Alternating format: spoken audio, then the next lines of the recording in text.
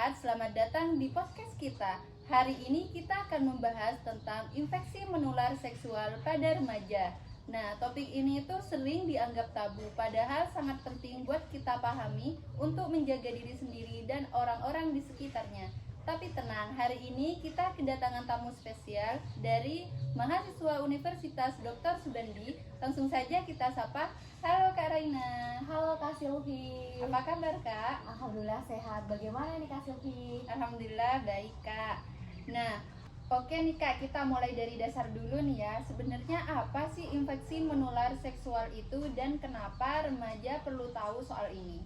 Nah, pertanyaan yang bagus nih Kak. Jadi, IMS atau infeksi menular seksual ini adalah infeksi yang ditularkan melalui hubungan seksual, baik vaginal, oral maupun anal.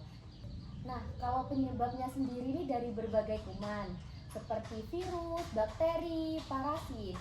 Nah, contohnya nih ya Kak, yang sering kita dengar aja, seperti HIV, sifilis, gonore, dan chlamydia. Nah, kenapa sih remaja ini harus peduli tentang infeksi menular seksual? Karena di usia remaja ini lagi tinggi-tingginya rasa ingin tahu. Kalau tidak dibarengi dengan pengetahuan yang cukup tentang kesehatan reproduksi, kalau tidak hati-hati nih ya Kak Silvi, ini bisa meningkatkan resiko infeksi menular seksual dan penyakit jangka panjang.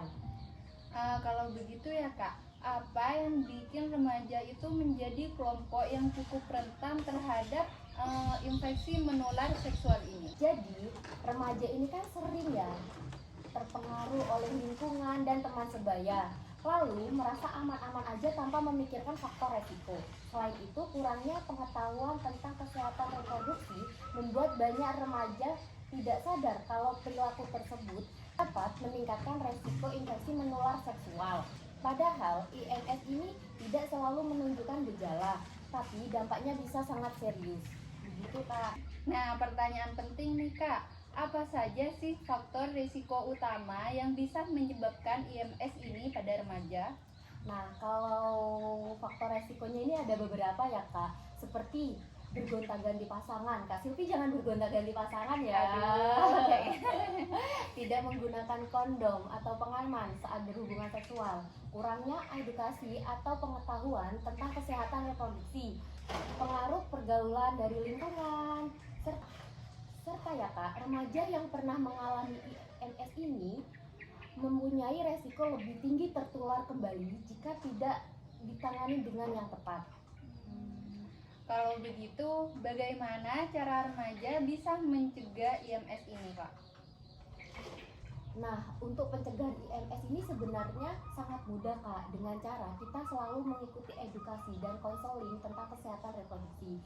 Tidak ragu untuk memeriksakan diri ke layanan kesehatan, menghindari hubungan seksual yang beresiko, setia pada satu pasangan, selalu menggunakan pengaman saat melakukan hubungan seksual. Untuk remaja yang memiliki resiko tinggi, itu bisa dipertimbangkan PrEP sebagai pencegahan HIV. Begitu Kak. Semisal nih ya Kak, kalau IMS ini tidak diobati, apa ya dampaknya? Nah, jadi ya Kak, dampaknya ini cukup serius. Mulai gangguan saat kehamilan, kanker leher rahim, serta menularkan kepada pasangan kita. Pada kasus HIV yang tidak diobati, itu bisa berujung pada kematian Kak. Kenapa Kak, edukasi kesehatan reproduksi ini penting banget buat remaja? Jadi gini ya Kak, karena edukasi ini membantu agar remaja memahami resiko, membuat keputusan yang aman dan tepat, dan tidak mudah terpengaruh oleh lingkungan. Pengetahuan yang baik itu dapat melindungi diri kita sendiri Kak.